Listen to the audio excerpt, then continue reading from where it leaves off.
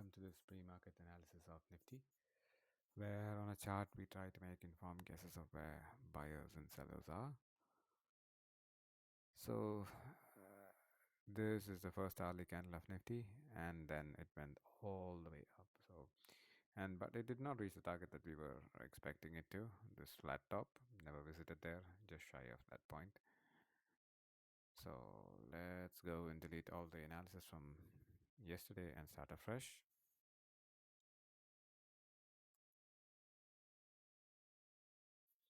Starting with the monthly time frame.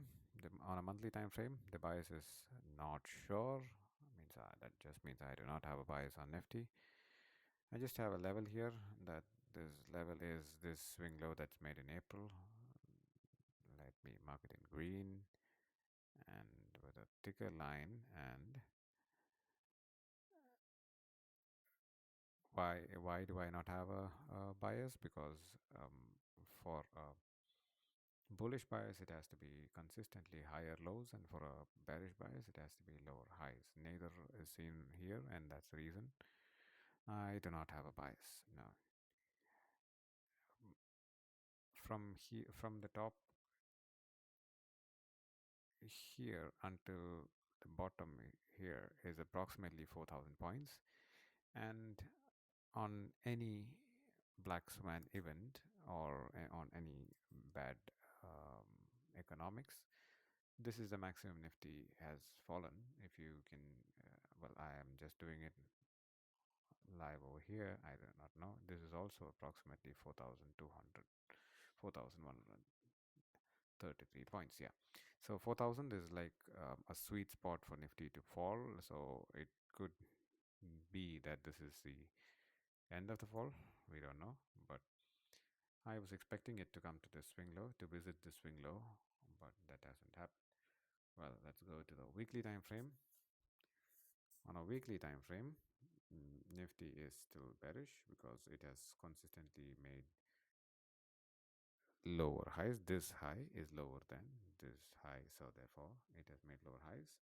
And on the way down, it has made a few fair value gaps. So fair value gaps are zones of liquidity, and Nifty could be bought back to these levels, and then it could fall from there and still sustain a bearish bias on a weekly time frame.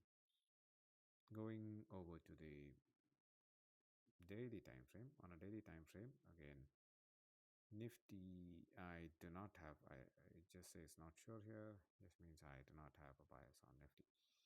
The point is, this is a swing high and this was a lower high. Ideal bear case scenario, but then that swing high was taken out. And now it has to make a higher low for me to get to a bias. There is a fair value gap and a swing high here, but I'm not marking it up. Let's just wait for Nifty to show us a proper bias.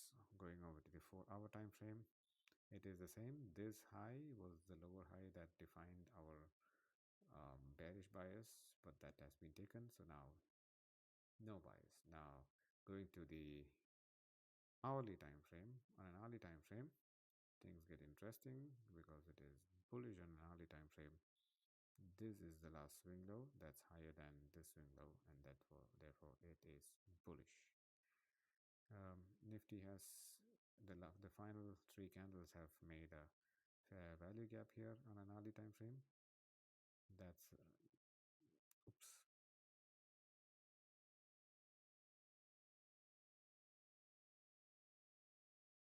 So that's a good place for Nifty to revisit and then fly higher again. There's also another fair value gap here. That is also a good spot for Nifty to revisit and then fly higher. And if it flies higher, till where would it go? This flat top is a good level for Nifty to revisit.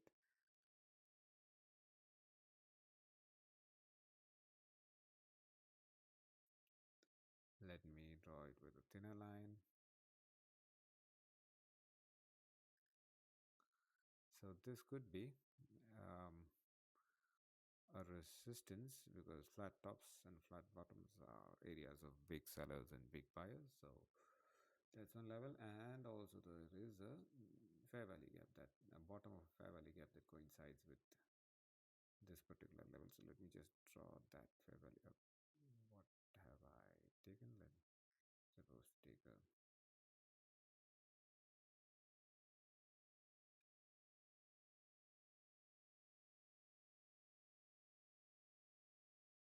yes. So Nifty is stuck between this the bearish fair value gap and a bullish fair value gap, but I believe the bullish fair value gap is playing out well right now.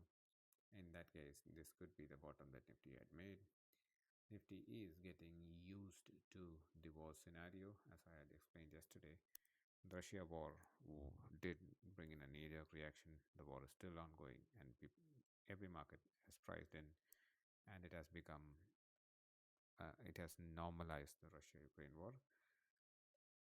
In a few days, if this goes on for a few more days, the Iran-US-Israel war will also be normalized by the market. So let's see what happens in coming days. And today is crucial. Let's see how the market reacts to what is happening right now. Once again, I'm not a certified analyst, and I do this just for educational purpose. Thank you.